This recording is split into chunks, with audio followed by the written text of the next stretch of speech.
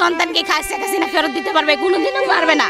বিশের চাবো না, বিশের এইটুকি চাই যে ও আনিয়ে ওর সন্তান ওরা দাঁড়ে রাখিয়ে ওর সন্তানটা গুলিয়ে হবে, ও দেখবে খেলাই যে ওর কলেজের মধ্যে কিরম হয়।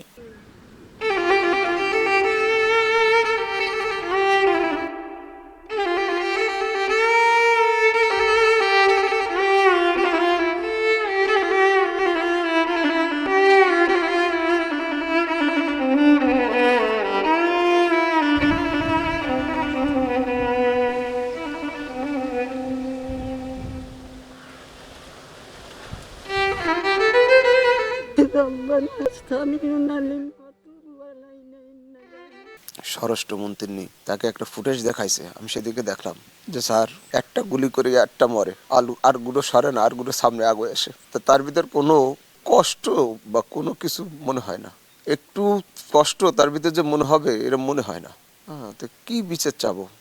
দিক ফোন আইসে যে আমার ঘরে কান্দা কাটিয়ে, আমি বললাম আমার বউ অসুস্থ, সেখানে কান্দে নাকি? আমার টান দিদি মোবাইল মোবাইল দেখে কিছু লুল মারা গেছে, সেনতে দৌড়াই চলে গেছি। কুয়োডাঙ্গা গাড়ি নাই, সেনতে রিক্সায় ফিরছি। ওরা আমার সেজেছিল, আমার ডাক দিছে পিছনে, শেষে গেছি ঢাকা যাইয়ে দেখি তো বাড়ি লাশ। তারপর বাড়ি নিয়ে এসে বাড়ি নিয়ে যে বিচারের দাবি করি। আমার এইটুকি ফরান্ডায় কয় যে যে মারছে ওর সন্তান আইনি ওর সামনে ওরে মারলি তাহলে বসতো যে সন্তানের কি জ্বালা। বিচার চাবো না, বিচার এইটুকি চাই যে ও আনিয়ে ওর সন্তান ওরা দাঁড়ে রাখিয়ে ওর সন্তানটা গুলিয়ে হবে, ও দেখবে খেলাই যে ওর কলেজের মধ্যে কিরম হয়। না না, মামলা কার মামলা করব, কার নামে মামলা করব? এটা তো বাংলাদেশ, যার টাকা আছে যার আছে তারই বাংলাদেশ। কোনো মামলা টামলা হয় না। যে সুস্থ বিচার, স্বরাষ্ট্রমন্ত্রীর বয়স 70-এর বেশি, কাদের সাহেবের বয়স 70-এর বেশি, যারা এগুলো করছে। আমি আমার বাসায় সুন্নাত নামাজটা পড়লাম, পাঞ্জাগানা নামাজ আমার বাসার নিচে।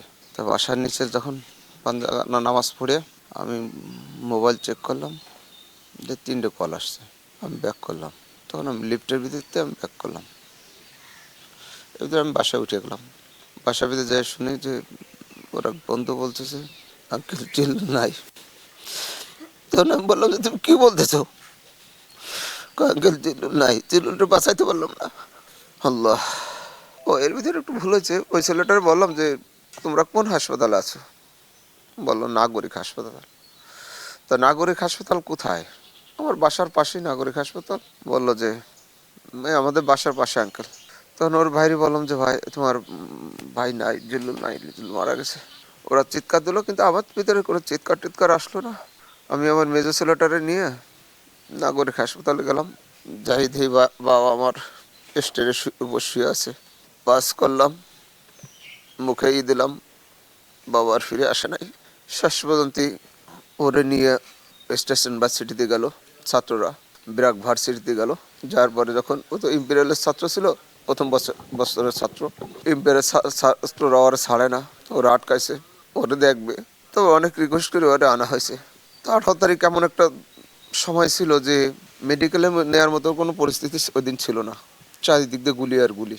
তখন ওইখান থেকে আনলাম, আনার পরে ওই এলাকার হাজার হাজার মানুষ চলে আসলো।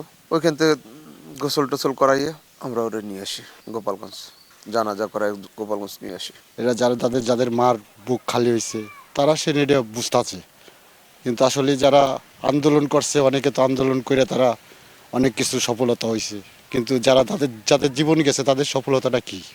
আর তাদের বাপ মা কি পাইছে কোন, আর কি পাবে ভবিষ্যতে? তাদের তো মুক্ত হাহাকার করতেছে, তাদের তো নিয়ে পাওয়া যাবে না। তাহলে আমার প্রেশারও উঠে যায়, আমার বুকও ফাটে যায়, বুঝছেন?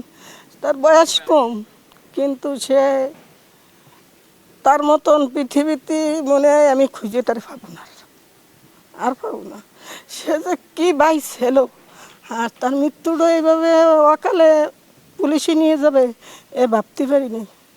কিন্তু এখন ভাগ্য আমাকে নাই, তাই এনে বাদ বাকি যার সন্তান গেছে সে বোঝে, যার পোতা গেছে সে বোঝে।